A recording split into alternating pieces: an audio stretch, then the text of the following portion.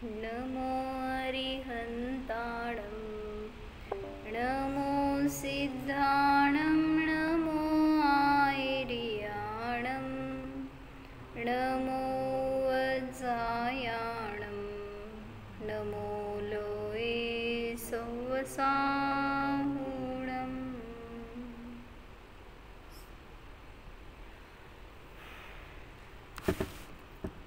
तर पंचमेरू पूजन पूर्ण झालं आहे आपलं, म्हणजे पूजनाचा अर्थ झाला आणि जयमालेचा पण अर्थ झाला आहे पूर्ण बघून. तर त्यामध्ये थोडंसं वर्णन काय घेतलं होतं इथं, जे काय आपण प्रतिमा स्थापित करतो, जे कृत्रिम प्रतिमा आपण स्थापित करतो आणि अकृत्रिम प्रतिमा तर स्वयंस्थापित आहेत, त्यांना कोणी प्रतिष्ठापना करत नाही. तर त्याच्याविषयी थोडंसं कृत्रिम मंदिरांबद्दल थोडंसं माहिती दिली आहे इथं याच्यामध्ये आपल्याला काहीतरी नवीन मिळत आहे का वाचू पण असं घ्या डोक्यावर पडा. जो लोग यह मानते हैं कि मूर्ति पूजा जैनों ने अभी कुछ दिनों से चलाई है, म्हणजे जे काही कृत्रिम प्रतिमा आहे त्यांची तुम्ही स्थापना करता आणि तुम्ही प्रक्षाल करता, अभिषेक करता, तर ते काही लोकांचं असं म्हणणं आहे की ते आत्ता तुम्ही रूढी सुरू केली आहे, पण असं तर नाही. मग त्यांनी त्याच्यामध्ये भरपूर आधार देऊन सांगितलेत की पुरातन आहे ही रीती, असं नाही आहे की आत्ता सुरू केलं आहे वगैरे. प्रतिमा उन पूज्य धर्म तीर्थ के प्रवर्तक तीर्थंकरों की स्मारक है जिनके पवित्र नाम के स्मरण मात्र से श्रीपाल जैसे कुष्ठी का कुष्ठ दूर हो गया. म्हणजे पूजा का करायची त्याच्याबद्दल थोडंसं सांगितलं की त्याचा फायदा काय, तुम्हाला कोणाला फायदा झाला? श्रीपाल राजाला काय झालं? कोण श्रीपाल? कुष्ठरोगी होता आणि सिद्धचक्र विधान केल्यावर सांगतात ते गंधोदकाचं पाणी जेव्हा त्यांच्या अंगावर पडलं तर ते सगळा कोड दूर झाला. म्हणजे भाव पूर्ण केलेल्या विशुद्धी जी काय झाली ना पूजनाच्या निमित्तात, तर तुमची पण झाली असेल. असिद्धी झाली, विशुद्धी झाली का अशुद्धी झाली हो? थोडा वेळ विशुद्धी नंतर अशुद्धी का? काय केला? शेवटपर्यंत विशुद्ध वाढत राहिला का काय? असंच असावं आपलं. तर तिथं सांगितलं त्या विशुद्धीच्या निमित्तात त्याच्या अंगात असलेला असा तो रोग सहज दूर झाला, कुष्ठरोग. पुढं वादीभसिंह जैसे रोगियों का रोग दूर होकर स्मरण मात्र से सुवर्णमय कांतिमान शरीर हो गया. म्हणजे स्मरण मात्र, भगवंतांचं स्मरण केलं तरी सुद्धा आपल्या परिणामामध्ये एक पवित्रता येते, विशुद्ध येते, त्याच्या निमित्तात सगळं शरीर निरोगी होतं. त्यांना पण हे होतं का, कोड होतं का? वादी सिंह सुरी कशाचे रचयिता आहेत ते? एकी तर वादिराज आचार्यांचं आहे. हां, वादीप सिंह सुरी पण त्यांचंच नाव आहे का, वादिराज आचार्यांचं? बरं. तर त्यांना पण कुष्ठरोग कोड होता शरीरामध्ये आणि सांगितलं की तिथं ते इतकं सुंदर भगवंतांचं भक्ती सुरू केली त्यांनी की त्याच्या निमित्तामध्ये परिणाम पवित्र होत गेले आणि शरीर कांतिमान झालं, असं त्यांनी 4थ्या श्लोकामध्ये सांगितलं आहे. प्रागेवेह त्रिदिव भवनादेशता भव्य पुण्यात पृथ्वी चक्रम कनकमयतां देवनिन्ने त्वयेदं ध्यानद्वारं मम रुचिकरं स्वान्तगेहं प्रविष्ट सत्किं चित्रं जिनवपुरिदं यत्सुवर्णीकरोषि. अर्थ सांगा. प्रागेवेह त्रिदिव भवनादेशता भव्य पुण्यात पृथ्वी चक्रम कनकमयतां देवनिन्ने त्वयेदं. हां, जेव्हा भगवान अजून येणार होते पृथ्वीवर त्याच्या आधीच पृथ्वी म्हणजे म्हणलं ना 6 महिने आधीपासून रत्नवृष्टी होती, त्या निमित्तात सगळी सुवर्णमय झाली पृथ्वी. तर म्हणून सांगितलं भगवान यायच्या आधीच पृथ्वीला स्वरूप मिळालं.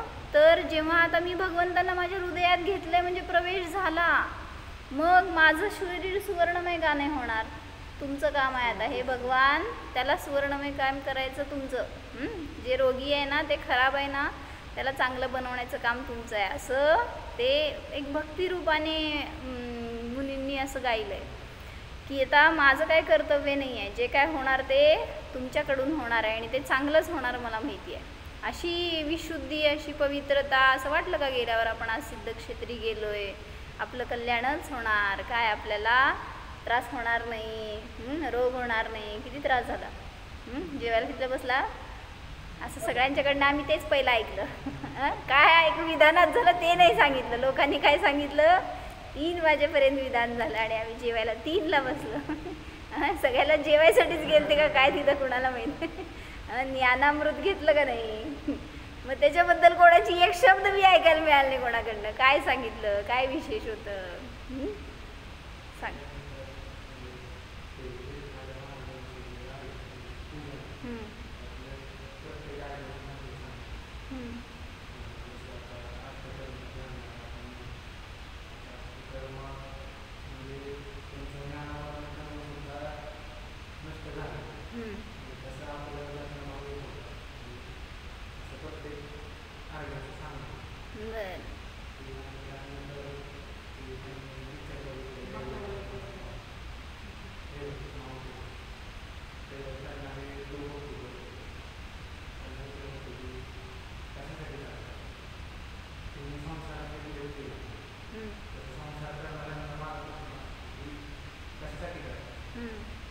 पर्वत कशासाठी चढता, तसं संसार का करताय?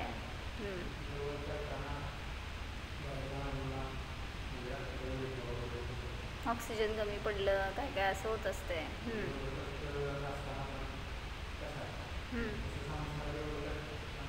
का करताय? मरणार पडणार पण तेच करणार. किती त्यातनं काय म्हणायचं, ओरबडून काढायचं, त्यातनं सुख मिळत नाही तरी सुद्धा. रिकामी विहीर असेल तर किती पाणी निघणार हो? घंटाभर घालून बसायचं म्हणतात बादली आम्हा, त्याच्यामध्ये किती पाणी निघणार? त्याच्यात नाहीच आहे तर त्यातून काय मिळणार? तसं म्हणते संसारात सुख नव्हतं, नाही नसणार, काढायचा प्रयत्न करू नका. हां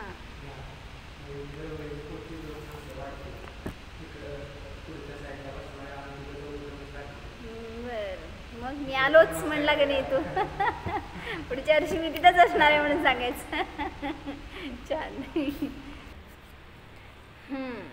तर सांगितलं संसारामध्ये सुख नव्हतं, नाही नसणार, त्यामुळे त्याच्यामध्ये प्रयत्न करायला जाऊ नका.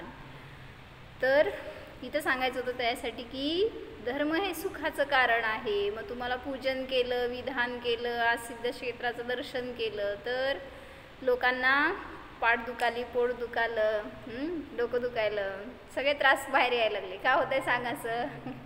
निर्जरा कशी व्हायची? जेवढी विशुद्धी वाढते ना तेवढी निर्जरा होत असती. मग त्याच्या निमित्तात स्थिर राहायला पाहिजे. उलट धर्म सोडून दिलं तर उपयोग नाही. जिनकी पवित्र भक्ती से धनंजय कवी के पुत्र का सर्पविष दूर हो गया.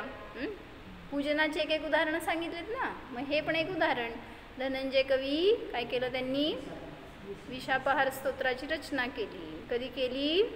पूजा करत असताना. म्हणजे पूजनाचंच ते महत्त्व की ते असे तल्लीन होऊन गेले होते भगवंतांच्या भक्तीमध्ये की त्या मुलाचं जीव जायची वेळ आली होती, पण तरीसुद्धा त्यांनी आपली भक्ती सोडली नाही. आणि त्याच्या निमित्तात चांगलं झालं का वाईट झालं? तुम्ही काय करणार? असं जर तुमच्यावर वेळ आली तर काय करणार? थांब माझ्या बाळाला. पहिल्यांदा आमचं बाळ असते मागं, मग तिथं देव. कुठले काय देवाची भक्ती तिथं राहिलेली नसती. पण ते असे तल्लीन झाले होते की काय म्हणायचं, असतील कदाचित तिथं व्यंतर तर ते वाचवायला आले. का? कारण धर्मावर आळ येऊ नये, कधी कोणी धर्माची निंदा करू नये की यांनी धर्म करत बसले आणि जीव गेला त्याचा, असं कदाचित तिथं त्यांचा पण कमाल असेल.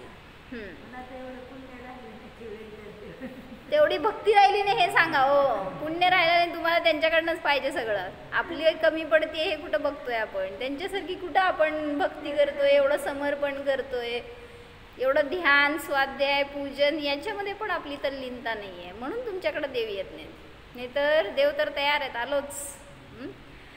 जिनकी पवित्र भक्ति से धनंजय कवि के पुत्र का सर्पविष दूर हो गया, जिनकी सच्ची भक्ति से सीता का प्रज्वलित अग्निकुंड जल प्रवाह रूप में परिवर्तित हो गया. सगळे उदाहरणं सांगतायत की ज्याच्यामध्ये एक फक्त जिनेंद्र भगवंतांची शरण, त्यांची भक्ती, त्यांचं गुणगान त्यांना आपल्या हृदयामध्ये स्थापन केलं तर आपलं सगळं संकट दूर होणार. म्हणून पूजनाचं महत्त्व आहे. म्हणून सांगतायत की इतर कुठल्या गोष्टी करू शकत असू नसू पण रोज मी पूजन करणारच. केला ना नियम, गेल्यावर तिथं तेवढं घेऊन यायचं असतं 1 वर्षात, दरवर्षी गेल्यावर काहीतरी नवीन संकल्प घेऊन यायचा. इसलिए सच्चे आत्मविश्वास से भव्य प्राणियों को तीर्थंकर भगवान की आकृति प्रतिमाएं पूजनी चाहिए, जिससे सम्यक दर्शन उत्पन्न होकर वास्तविक सुख प्राप्त हो सके. मग ते पण एकदा सांगितलं होतं ना उदाहरण, कशामध्ये आलं, पुण्याश्रव कथाकोशमध्ये आलं होतं एक कथा. असं पूजनाचं महत्त्व म्हणून त्यांनी घेतलेत अनेक कथा. तर त्यामध्ये एक सांगितलं की समोशरण भरलं होतं आणि इंद्र आला समोशरणामध्ये, आणि आल्यावर तो एके ठिकाणी बसलेला होता. तर 2 देवी येऊन त्याच्याजवळ, एका देवानी त्या 2 देवी येऊन त्याच्याजवळ सोडून गेल्या आणि सांगितलं या तुमच्या देवी आहेत. मग तिथं बसलेले होते कोण राजा वगैरे असतील, त्यांच्या मनात शंका आली की आत्ता कुठून आल्या या देवी, आणि त्यांना इथं इंद्राजवळ का आणून बसवलंय, इंद्राच्या कसं काय त्या देवी, असं वगैरे त्याला प्रश्न आला राजाला. की भगवंतांच्या दिव्यध्वनीतनं समाधान झालं. काय, त्या 2 देवींची पूर्व स्टोरी सांगितली त्यांनी. मग काय सांगितलं त्याच्यामध्ये, म्हणले या 2 जण पूर्वभवामध्ये, जस्ट पूर्वभवात म्हणजे आता मरून इथं आल्यात त्या, तर याच्या पुढच्या मागच्या भवामध्ये त्या माळीच्या मुली होत्या 2. माळी असतो ना बागकाम करणारा, तर त्याच्या 2 मुली होत्या आणि त्यांचं काम होतं की जंगलातनं जाऊन चांगली फुलं तोडून आणायची आणि विकून पैसा कमवून आणायचा. तर दोघं रोज जायचे मंदिर ह्याच्यात जंगलामध्ये आणि चांगली चांगली फुलं तोडून आणणार आणि विकून आपला धंदा चालवत होते. पण जाताना काय व्हायचं की जंगलात जाताना प्रवेश करतानाच एक जिनं मंदिर होतं छोटंसं, आपलं एक काहीतरी असेल जंगलाच्या सुरुवातीला, तर ते त्यांना लागायचं मध्ये मंदिर. त्यांना जिनेंद्र भगवान काय हे माहीत नाही, हे जिन प्रतिमा जैन मंदिर आहे हे काय माहीत नाही. पण जेव्हा ते मंदिराच्या समोरून जाणार तर त्या दरवाजातून त्यांना भगवंतांची प्रतिमा दिसायची आणि ते दिसल्यावर एवढं त्यांना आनंद वाटायचा, एवढं प्रसन्नता व्हायची की हे खूप ग्रेट आहेत. बस एवढंच त्यांना माहीत आहे, बाकी त्यांना त्याच्याबद्दल काय माहीत नाही. त्यामुळं त्यांना एक त्या भगवंतांबद्दल आदर होता, एक पूज्यतेचा भाव होता.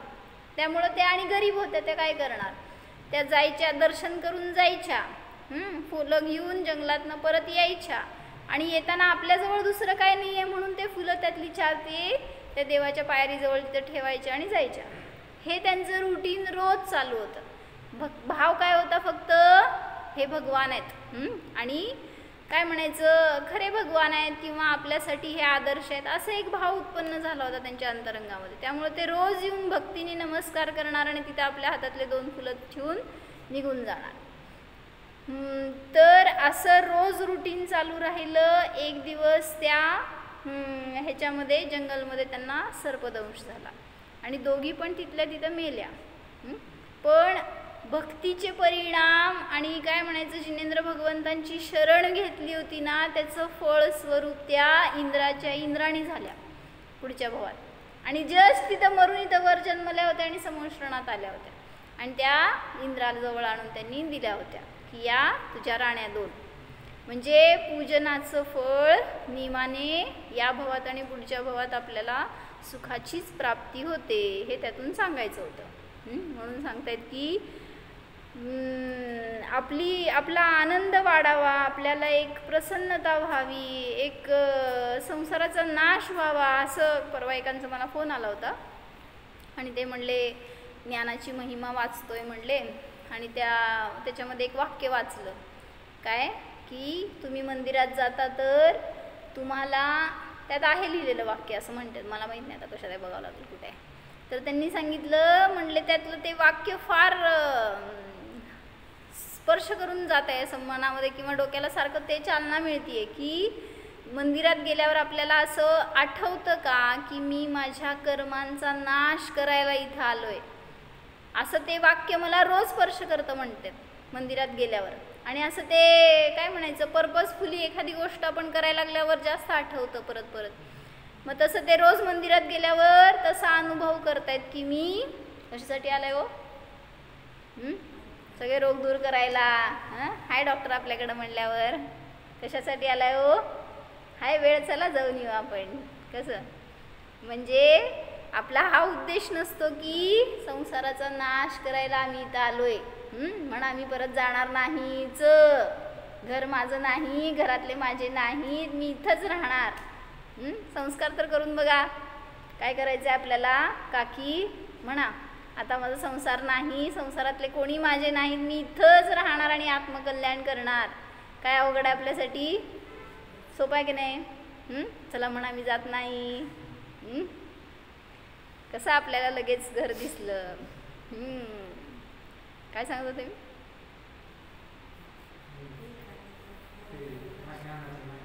हां म्हणजे मंदिरात येतोय तर आपल्याला हा उद्देश असावा की आपण आपल्या मोहाचा कर्मांचा नाश करायला, जे काय आपण संसाराची आसक्ती आहे, शरीराची एकत्व ममत्व आहे, त्याचा नाश व्हावा म्हणून मी त्या जिनेंद्र भगवंतांच्या चरणी आलोय, म्हणून त्यांचं पूजन करतोय, भक्ती करतोय, त्यांच्यासारखं मला रूप मिळू दे ह्याच्यासाठी मी त्यांच्या शरण आलोय, ह्याची भावभासना करत पूजन करा तर त्याचं फल आपल्याला नेमाने चांगलं मिळणार, वर्तमानामध्ये सुद्धा आणि भविष्यामध्ये सुद्धा.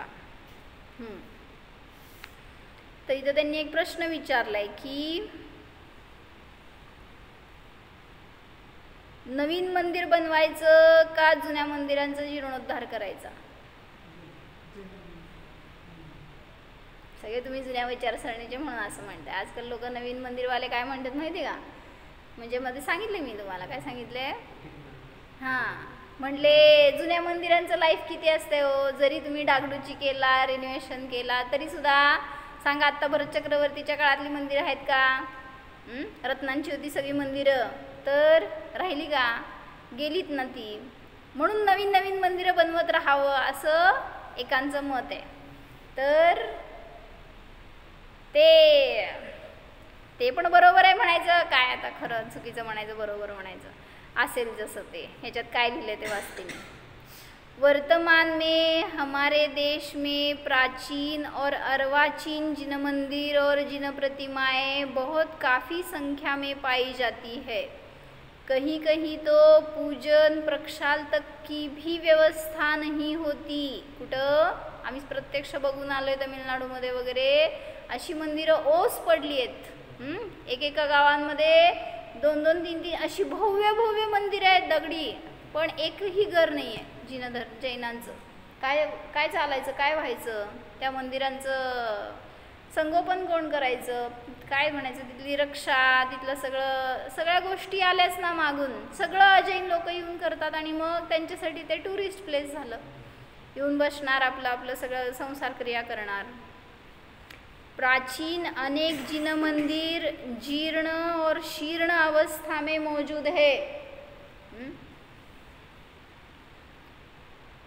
काय म्हणले, प्राचीन जिन मंदिर जीर्ण शीर्ण झालेत, इसलिए उनका जीर्णोद्धार होना विशेष आवश्यक एवं सातिशय पुण्यबंध का कारण है.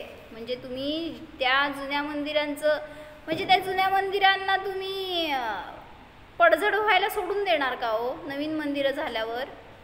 म्हणजे बघायला जाणार नाही ना कोण जुन्या मंदिरांकडे जर नवीन मंदिरं होत राहिली तर.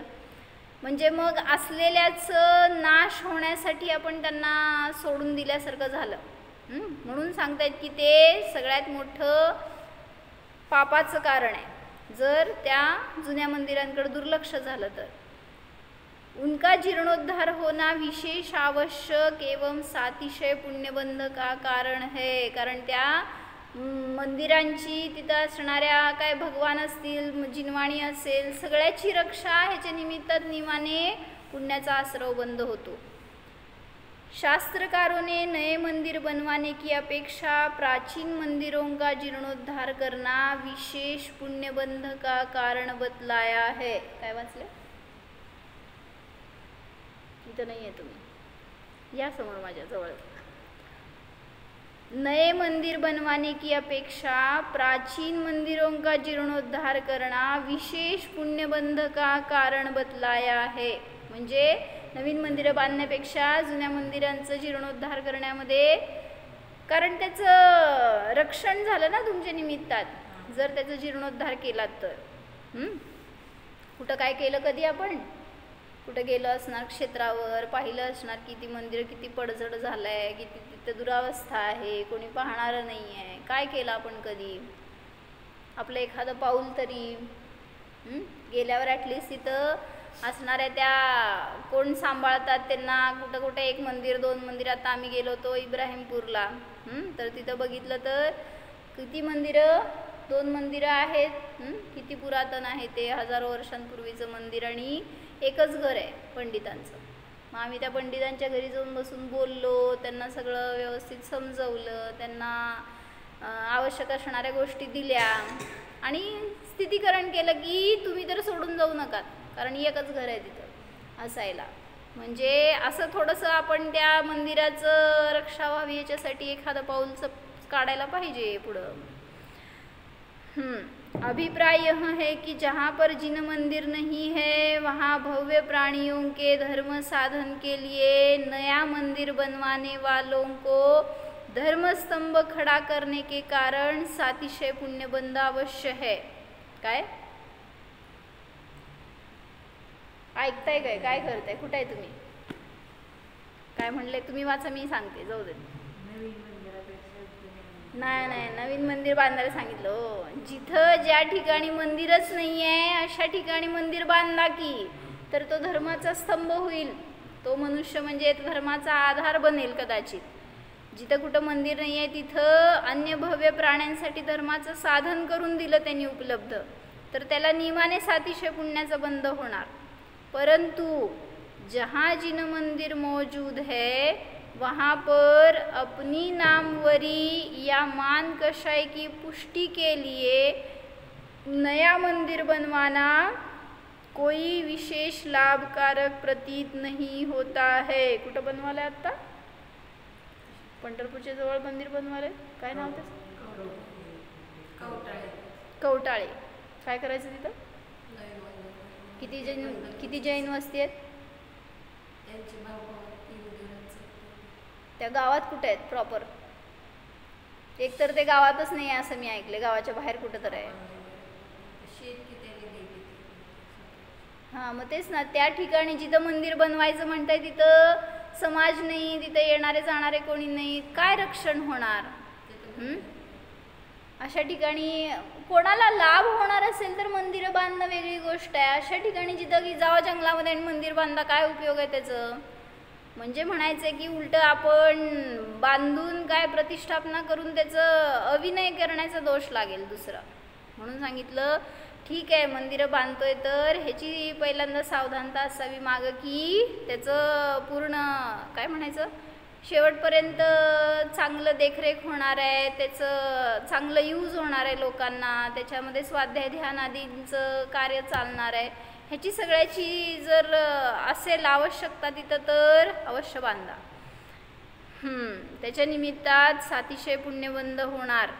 पण जिथं मंदिर ऑलरेडी मौजूद है वहाँ पर आपल्या मानकशायाची पुष्टी करण्यासाठी आपण ग्रेट आहे, आपलं मंदिर भारी आहे असं बघितलं आम्ही. कुठं? सागरच्या बाजूला एक छोटं गाव होतं 5 किलोमीटरवर कुठलं तरी सांगितले मध्ये मी. तर तिथं केवढं ते क्षेत्र माहिती का? एक 2-5 किलोमीटर पण नसेल एवढंच. एक टापू घेतल्यासारखं त्यांनी तेवढा घेतलाय. तर प्रत्येकाने आपलं मंदिर उभं केलंय. काय म्हणले? हे या महाराजांचं मंदिर, हे त्या महाराजांचं मंदिर. महाराज नव्हते त्याच्यामध्ये, भगवानच स्थापित केले होते. पण ह्यांचं मंदिर आणि त्यांचं मंदिर. आम्हाला कळलं ना भगवान काय वेगळे आहेत का काय आहेत. आणि तिथं पण काहीच वस्ती नाही काय नाही. आणि मध्ये तिथं रत्नांच्या प्रतिमा आणि ते डायमंड्सचे ते हिरे मोतींचे सगळे प्रतिमामध्ये ठेवले. आणि मग त्यांना नेऊन ठेवायचं लॉकरमध्ये. म्हणजे किती वेगळ्या वेगळ्या प्रकारांनी अभिनय होतो आपल्याकडून, समजत नाही. म्हणून सावधान.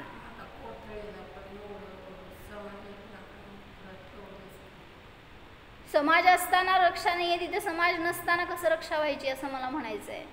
तिथं तर ते आउटसाईड एरियामध्ये त्यांनी केलं आहे. आणि अशी मंदिरं मोठी मोठी म्हणजे काय म्हणायचं, इतके भव्य भव्य प्रतिमा आहेत ना. पण त्यांचं पक्षी येतात घाण करतात, दरवाजे नाहीत साधं, असं इतकी हाल खराब. म्हणजे खूप चांगली मंदिरं आहेत नाही असं नाही, पण ते पक्षी येऊन घाण करणार, राहणार तिथं, कोण एक मनुष्य नाही, चित्पाकरू नाही, काय उपयोग आहे. येणारे जाणारे फक्त यात्रेकरू कोण असतील ते किती वेळ थांबणार आणि किती वेळ त्याचा उपयोग करून घेणार. म्हणून माझा कोणाला आक्षेप नाही, फक्त सांगायचं आहे काय की याच्या पुढं अजून पिढी कशी होणार आहे हो, धर्मापासून दूर चालली आहे. आणि मग कोण धर्माला आधार म्हणून उभा राहणार आहे, किंवा त्या मंदिरांची त्या जिनवाणीची रक्षा, तिथं स्वाध्याय, तिथं सगळे आपले काय उपक्रम वगैरे काय करणार आहेत म्हणून तिथं आपण तुम्ही नवीन उभं करणार आहे. तर ह्याचा सगळ्याचा विचार करणं आवश्यक आहे. फक्त आपल्या मान कशा याची पुष्टी हे दिसलं आम्हाला तिथं दृश्य, हे सांगायचं होतं मला. जेव्हा आम्ही तिथं पाहिलं त्या मंदिरांजवळ, तर ते ज्यांनी आम्हाला दाखवलं ते सांगत होते हे या महाराजांचं आहे, त्यांनी त्यांच्या मंदिरात हे नाही चालू दिलं म्हणून दुसऱ्या महाराजांनी दुसरं मंदिर बांधलं. म्हणजे काय झालं, सगळी आपली आपली मतांची पुष्टी करण्यासाठी, म्हणजेच आपलं मान कशा आहे वगैरे पुष्ट करण्यासाठी असं मंदिरांचा आधार घेतल्यासारखा झाला. पण त्याच्याने तुम्हाला लाभ होणार नाही. आणि मग येणारे जाणारे सगळे यात्रेकरू काय करणार, ते मंदिर आहे ना ह्याच्यापेक्षा भारी आहे. म्हणजे काय झालं उलट अजून कंपॅरिझन झालं, तर ते ऐकणाऱ्यांचा जळफळाट व्हायचा. कोण नव्हतं ऐकायला म्हणून चालतंय, नाही तर त्यांनी केलं म्हणून आम्ही करणार आणि आम्ही केलं म्हणून त्यांनी करणार, हे असे भाव. मग जाऊन त्या मंदिरात काय केलं आपण, रागद्वेष केलं, वीतरागता नाही केली. हमारा यह अभिप्राय नहीं है कि नए मंदिर या नई प्रतिमाएं बनवाने वाले व्यक्ति पापी है, क्योंकि जो व्यक्ति व्यापार आदि जीविका उपयोगी साधनों से गाढ़ी कमाई द्वारा धन संचित करके उससे नए मंदिर बनवाना या प्रतिमाएं बनवाना आदि धर्म रक्षा के कार्यों में खर्च करके अपनी उदारता एवं धार्मिक निष्ठा का परिचय देता है, वह अवश्य पुण्यबंध करता है. काय कळलं, जे काय तुम्ही धन कमवलेलं आहे त्याचा वापर कदाचित कोणी धर्मासाठी म्हणून असं नवीन मंदिरं बनवतील, नवीन प्रतिमाएं बनवतील, तर त्याचे भाव एवढे आहेत की धर्मरक्षा व्हावी, त्याच्यामध्ये आपला धन खर्च व्हावं. त्याचे भाव चांगले आहेत त्यामुळं त्याचं दोष नाही आहे, त्याला नियमाने पुण्याचा बंध होणार. परंतु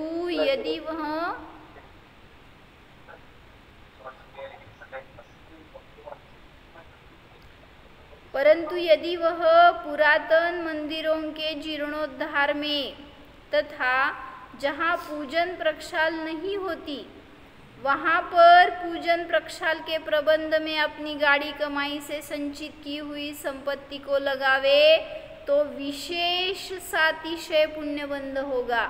म्हणजे तुम्ही एका ठिकाणी देताय जिथं की इथं येऊन लोक भरभरून दान देत आहेत, जेव्हा की इथं आत्ता गरज नाही आहे. आणि मग अशी अनेक मंदिर आहेत जिथं की आवश्यकता आहे, उलट तिथलं जीर्णोद्धार व्हायला पाहिजे, तिथं कोणीतरी एक केअरटेकर म्हणून ठेवलं जायला पाहिजे, एक वॉचमन असायला पाहिजे, रक्षक असायला पाहिजेत. अशा ठिकाणी भरपूर आवश्यकता असताना आपण तिथं लक्ष देत नाही, तिथं आपलं धनाचा वापर करत नाही. म्हणून म्हणतायत किती कमाई केली, किती केली कमाई, कमी आली का जास्त आली, तर जेवढी आली ती सगळी धर्मात घालवा हे सांगायला लागलेत. साथ में जैन समाज के धर्मायतनों की रक्षा होने से जैन धर्म की संस्कृति और सभ्यता की रक्षा का भी महान श्रेय उसे प्राप्त होगा. ज्यांनी कोणी सावधान परिणामांनी आपल्या धनाचं विनियोग करतो, धर्मासाठी म्हणून किंवा धर्मरक्षणासाठी, धार्मिकांचं रक्षण होण्यासाठी जो आपलं धन वापरतो त्याचं तुम्ही धर्माची रक्षा करा, धर्म तुमची रक्षा करतो. तुम्ही धर्माची उन्नती करा, धर्म तुमची उन्नती करतो. आपण काय करतोय, पैसा दिल्यावर संपतो हा भाव असतो. काय दान केल्यावर काय होतं, किती दान करायचं असतं, इतकं दान करायचं असतं का, असं पोरांना ओरडले तर काय करणार पोरं, उलट तुम्हाला पण पैसा कमी देणार. म्हणून म्हणायचं त्यांना धर्मात भरपूर वापरा, आम्हाला नाही दिलं तर चालतंय. तेवढ्या एका अनुमोदनेने सुद्धा आपल्याला कधी काय कमी पडणार नाही. इसलिए समाज के धर्मात्मा सज्जनों को पुराने मंदिरों का जीर्णोद्धार करना व कराना चाहिए तथा पुराने शास्त्रों को विद्वानों द्वारा प्रतिलिपि कराकर उन्हें प्रकाशित कराना चाहिए. यदि ऐसा न होगा तो वे मंदिर और शास्त्र नष्ट भ्रष्ट हो जावेंगे. जसं तुम्ही शास्त्राचं रिप्रिंटिंग करता तसं मंदिरांमध्ये सुद्धा रिन्युएशन व्हायला पाहिजे. म्हणजे जे जुने मंदिर आहेत त्यांचा जीर्णोद्धार व्हायला पाहिजे, जेणेकरून की त्याच्यामध्ये पुन्हा सांगितलं ना वातावरण बदलतं, एक त्यामुळं प्रसन्नता येते, अजून थोडंसं लोकांना रुची वाटेल त्याच्या निमित्तात. म्हणून अशा रीतीने काय ना काय घरामध्ये सारखं तुम्ही काय करता हो, फर्निचर तर बदला, कलर तर मारा, ते काय तुमचं फरशी तर बदला, सगळं काहीतरी चेंज करायचं. का करायचं, खराब झालेलं असतं का, काय नसलं तरी पण करतात का, छान वाटतंय म्हणजे, म्हणून तिथंच रमताय तुम्ही, छान वाटतंय ना म्हणून सोडू वाटत नाही. म्हणजे सारखं ते घरामध्ये जे काय बदलाबदली करत राहतो का, कारण तेच ते नको वाटतंय म्हणून. मग तसं म्हटलं मंदिरात आल्यावर पण, म्हणून नवीन मंदिरांच्या शोधामध्ये जाता तुम्ही लोक, म्हणून त्या नवीन मंदिरात गेल्यावर तुम्हाला जास्त आनंद वाटतो.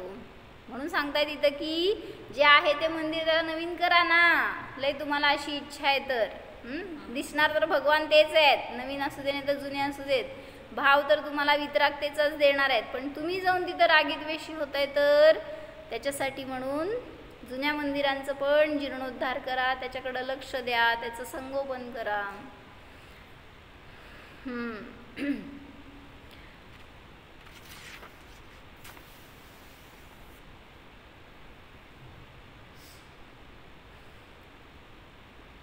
महाराजांनी एक काय वाक्य दिलं होतं याच्यामध्ये की आपण सगळे बघितले ना अर्घ्य का चढवायचे, त्याच्या मागं सगळ्याच्या मागं कारण होतं. 8 जे काय अर्घ्य चढवतो आपण, जल चंदन अक्षत वगैरे, तर त्याच्यामध्ये थोडंसं महाराजींनी चिंतन लावलंय की पूजनामध्ये जलच का वापरायचं, जलाचं काय महत्त्व, त्याच्यावरच त्यांनी 7-8 पॉईंट घेतले. सांगा बघू, जल का वापरायचं, शीतलतेचं प्रतीक आहे, अजून स्वच्छतेचं प्रतीक आहे, अजून 7-8 सांगताय काय.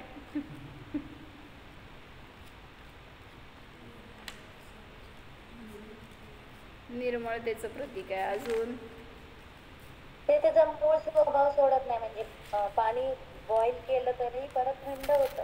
हां बरोबर, म्हणजे प्रत्येक वस्तूचा स्वभाव त्याचा फ्लो स्वभावाकडे असतो. जरी ते गरम केलं तरी सुद्धा काही काळानंतर ते स्वभावानुसार थंड होतं, हे एक बोध मिळतो त्यातून. बरं, महाराजींनी काय सांगितलं वाचते. पूजनाच्या अष्टद्रव्यामध्ये जलाचे महत्त्व. जल नम्रता, निर्मलता, मधुरता व गंभीरतेचे प्रतीक आहे. कुठे आहे वही, घ्या. काय काय सांगितलं, जल हे नम्रता, सगळी पोरींची नावं नाही आहेत, निर्मलता, मधुरता आणि गंभीरतेचे प्रतीक आहे. जलद्वारा पूजा करते वेळी मन पाण्याप्रमाणे निर्मळ, मधुर व गंभीर असले पाहिजे, परंतु पाण्याप्रमाणे अस्थिर चंचल असता कामा नये.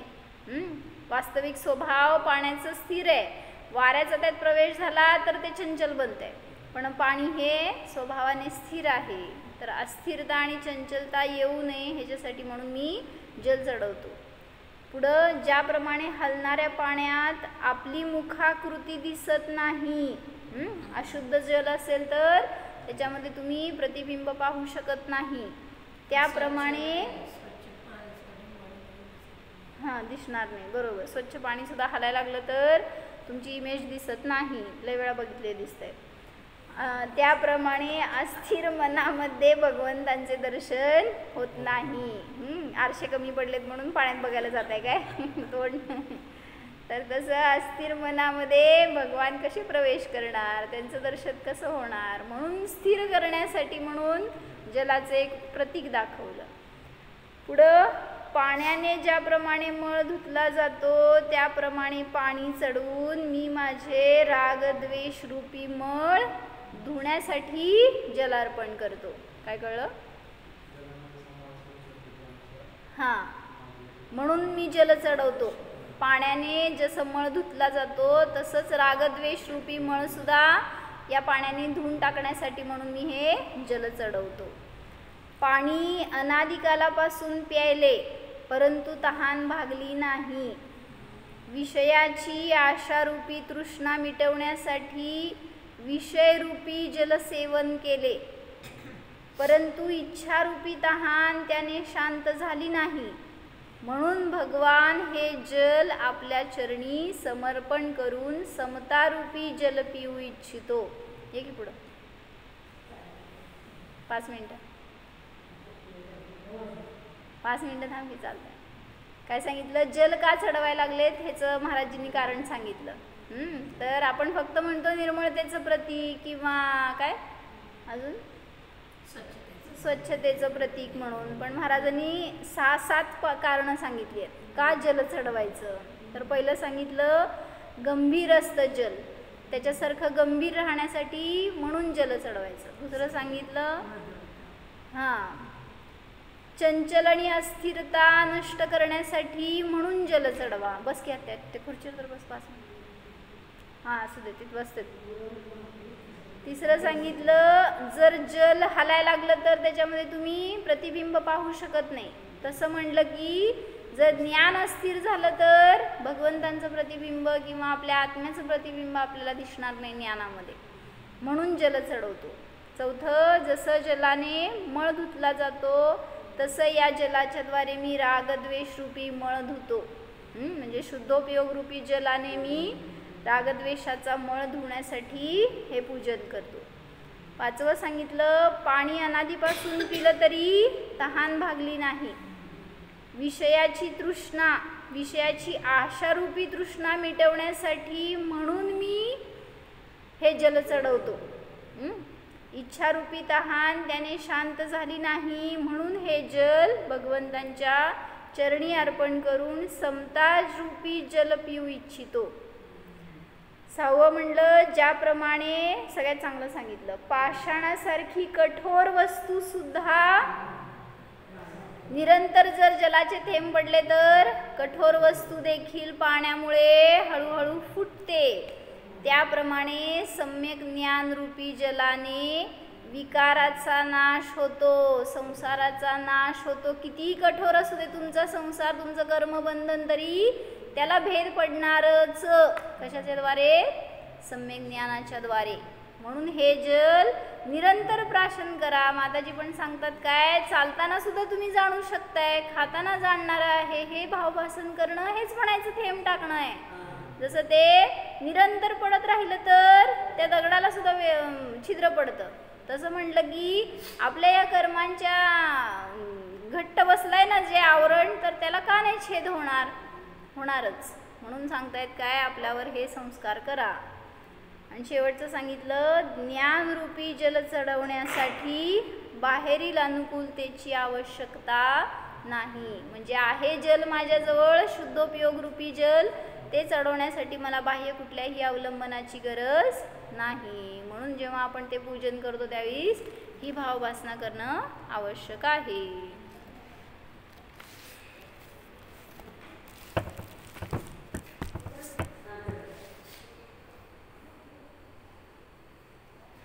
जाणा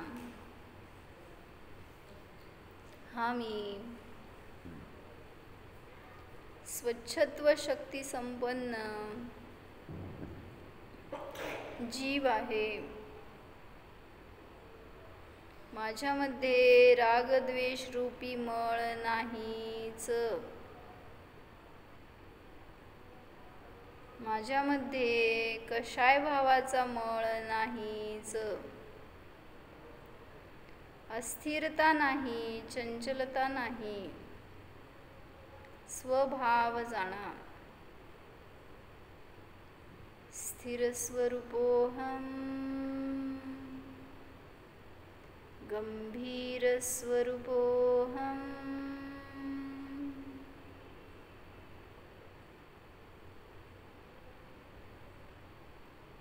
सिद्धोऽहम्. ॐ